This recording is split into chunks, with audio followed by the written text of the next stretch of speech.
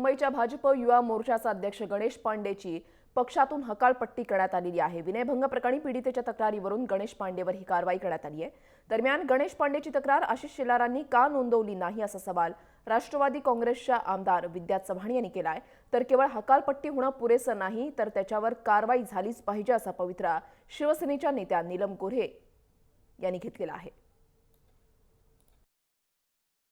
भाजपने ह्याला पाठीशी घालणं म्हणजे हा आम्हा सर्व महिलांचा अपमान आहे। आशिष शेलार ॲडव्होकेट आहेत, त्यांनी तातडीने आज जर ह्याच्याविषयी तक्रार नोंदवली नाही 344 ड हे कलम जे आहे ते पाठलाग करणे, महिलांना असभ्य वागणूक देणे, पॉर्न फिल्म दाखवणे, आणखीन कुठल्या गुन्ह्याची वाट बघतायत, अशा प्रकारे जर अत्याचार एका महिलेवरती एका कार्यकर्तीवरती जर झाले असतील तर त्याची तातडीने पोलीस केस व्हायला पाहिजे।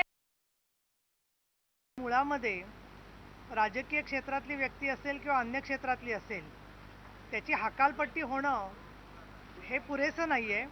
त्यांच्यावरती गुन्हा दाखल झाला पाहिजे, कारण ज्या प्रकारचं लैंगिक शोषणाचा प्रयत्न गणेश पांडेंनी केलेला आहे तो जर का पाहिला तो सरळ सरळ पोलिसांनी स्वतःहून ज्याची दखल घ्यावी अशा प्रकारचा तो गुन्हा आहे।